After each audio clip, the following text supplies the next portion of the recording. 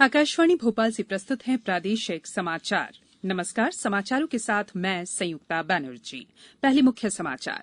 प्रदेश में आज से यात्री बसों का आवागमन शुरू। मुख्यमंत्री ने 5 महीने का बकाया वाहन कर माफ करने की घोषणा की।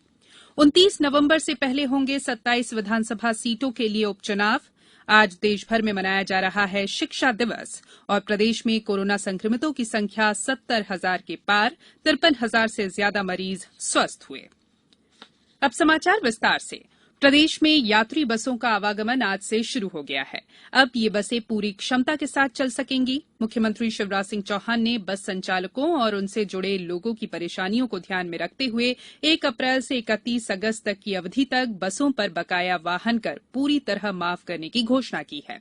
पेश है एक रिपोर्ट। बस संचालकों की वित्तीय कठिनाइयों को देखते हुए प्रदेश सरकार ने अप्रैल से अगस्त तक बसों पर देय मासिक वाहन कर को माफ करने की घोषणा की है। सितंबर महीने के वाहन कर में भी 50% की छूट दी गई है। इसके अलावा वाहन कर जमा करने की अंतिम तिथि 30 सितंबर तक बढ़ा दी गई है। वहीं सरकार ने यात्री किराया बढ़ाने की मांग पर विचार की जिम्मेदारी किराया निर्धारण समिति को सौंप दी है। इस पर भी जल्द ही फैसला होने की संभावना है। कोविड-19 दिशा निर्देशों के अनुसार संक्रमण को रोकने के लिए सभी बस स्टैंड पर सैनिटाइजर उपलब्ध होगा। सभी यात्रियों के तापमान की जांच की जाएगी और बिना मास्क के किसी को भी यात्रा करने की अनुमति नहीं दी जाएगी। मुख्यमंत्री शिवराज सिंह चौहान ने कहा कि बसों के शुरू होने से लोगों को अब सुविधाजनक परिवहन सुविधा मिलेगी, जबकि बसों से जुड़ा रोजगार भी फिर शुरू हो जाएगा। इस फैसले का स्वागत करते हुए Madhya Pradesh bus operators association ने कहा कि हम आज से बस संचालन शुरू कर रहे हैं और जैसे जैसे यात्रियों की संख्या बढ़ेगी, संबंधित रूट पर बसों की संख्या भी बढ़ाई जाएगी। संजीव शर्मा, आकाशवाणी समाचार, भोपाल। प्रदेश की 27 सीटों पर होने वाले विधानसभा उपचुनाव 29 नवंबर से पहले संपन्न हो जाएंगे। आयोग की ओर से जारी विज्ञप्ति में कहा गया है कि विभिन्न राज्यों की विधानसभाओं की 64 सीटों और 1 संसदीय सीट पर उपचुनाव बिहार विधानसभा चुनाव के साथ ही कराए जाएंगे। गौरतलब है कि 29 नवंबर से पहले बिहार विधानसभा चुनाव की प्रक्रिया पूरी होनी है। कोरोना संक्रमण के दौरान इन चुनावों को लेकर आयोग पहले ही दिशा निर्देश जारी कर चुका है।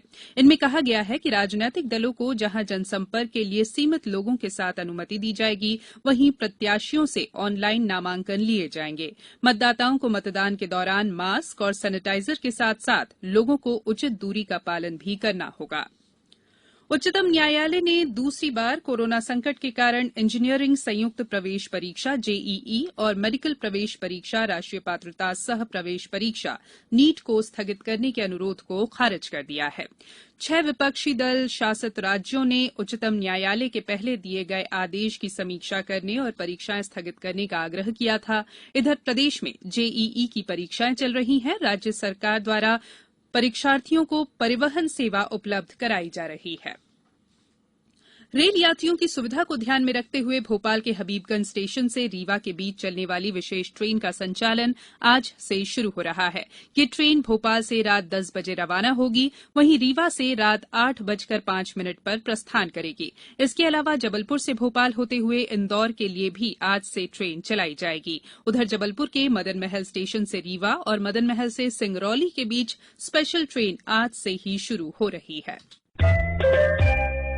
ये समाचार आप आकाशवाणी भोपाल से सुन रहे हैं। हमारे समाचारों को अब आप कभी भी और कहीं भी अपनी सुविधा के अनुसार सुन सकते हैं। ये समाचार बुलेटिन यूट्यूब, ट्विटर और फेसबुक पर AIR न्यूज भोपाल पेज पर सुने जा सकते हैं। इसके अलावा आप हमारी वेबसाइट newsonair.com पर या AIR न्यूज ऐप पर भी समाचार सुन सकते हैं। आज देश भर में शिक्षक दिवस मनाया जा रहा है। ये दिन शिक्षाविद और पूर्व राष्ट्रपति डॉ सर्वपल्ली राधाकृष्णन की जयंती पर मनाया जाता है। राष्ट्रपति रामनाथ कोविंद ने इस अवसर पर शिक्षकों को बधाई दी है। राष्ट्रपति आज वर्चुअल माध्यम से राष्ट्रीय शिक्षक पुरस्कार भी प्रदान करेंगे। मुख्यमंत्री शिवराज सिंह चौहान ने शिक्षक दिवस पर शिक्षकों को बधाई देते हुए कहा है कि समाज को गढ़ने का महत्वपूर्ण काम शिक्षक ही करते हैं। श्री चौहान ने कहा कि कोरोना काल में भी शिक्षकों ने ऑनलाइन कक्षाओं के माध्यम से विद्यार्थियों को शिक्षित करने का कार्य किया। उनकी ये भूमिका सराहनीय है। उच्च शिक्षा मंत्री डॉ मोहन यादव शिक्षक दिवस के अवसर पर आज दोपहर 1 बजे से प्रदेश के प्राध्यापकों से वेबिनार के जरिए उच्च शिक्षा की चुनौतियों के साथ नई शिक्षा नीति को लेकर प्राध्यापकों से बात करेंगे। स्कूल शिक्षा मंत्री इंदर सिंह परमार ने भी शिक्षक दिवस के अवसर पर शिक्षकों को बधाई दी है। शिक्षक दिवस के अवसर पर टीकमगढ़ के शिक्षक संजय जैन को शिक्षा के क्षेत्र में अपने उल्लेखनीय योगदान के लिए राष्ट्रपति पुरस्कार के लिए चुना गया है। उन्होंने बच्चों को खेल खेल में शिक्षा देने के लिए एक अलग मॉडल विकसित कर महत्वपूर्ण नवाचार किया है। श्री जैन ने आकाशवाणी को बताया कि खेल खेल में सीखा गया पाठ जीवन भर याद रहता है। बच्चों को तरह तरह के नवाचारों से पढ़ाते हैं ताकि हम जो पढ़ा रहे हैं बच्चों को चिरस्थायी रूप से रहे, स्थायी रूप से उनके दिमाग में अंकित रहे। इस प्रकार अनेक गतिविधियों से पढ़ाते हैं। हमारे पत्थर हैं ये, जब बच्चे मध्यांतर में बाहर निकलते हैं तो खाली समय में, रिक्तमय समय में अपने इन पत्थरों पर बैठ के मस्ती से खेलते हैं और खेल खेल में पढ़ाई करते हैं। भय मुक्त आनंददायी वातावरण में गुणवत्तापूर्ण शिक्षा प्रदान करते हैं। वहीं विद्यार्थी भी अपने शिक्षक की इस उपलब्धि पर प्रसन्न हैं। हमारी मोना यादव कक्षा 5 में पढ़ते। हमारे सर को राष्ट्रपति पुरस्कार मिलने जा रहा है, इसलिए मैं बहुत खुश हूँ। हमारे सर को अभी राष्ट्रीय पुरस्कार मिलने जा रहा है, तो हम लोग बहुत खुश हैं, इसलिए हम सर को मिठाइयाँ खिला रहे हैं। हमारे सर को राष्ट्रपति पुरस्कार मिल रहा है, इसलिए हम बहुत खुश हैं। कोरोना महामारी के चलते लगे ज्यादातर प्रतिबंध हटा लिए गए हैं। अनलॉक 4 को लेकर जारी दिशा निर्देशों के बाद राजधानी भोपाल में अब सभी तरह के प्रतिबंध हटा लिए गए हैं। यहां रविवार का लॉकडाउन हटाए जाने के बाद अब जिला प्रशासन ने रात का कर्फ्यू भी हटाने के आदेश जारी कर दिए हैं। कलेक्टर अविनाश लवानिया ने बताया है कि राजधानी में अब सभी गतिविधियां सामान्य दिनों की तरह ही होंगी। शासकीय कार्यालयों में भी सभी कर्मचारियों को काम पर उपस्थित होना होगा। प्रदेश में कोरोना संक्रमितों की कुल संख्या 70,000 से अधिक हो गई है, जबकि 53,000 से ज्यादा मरीज स्वस्थ हो चुके हैं।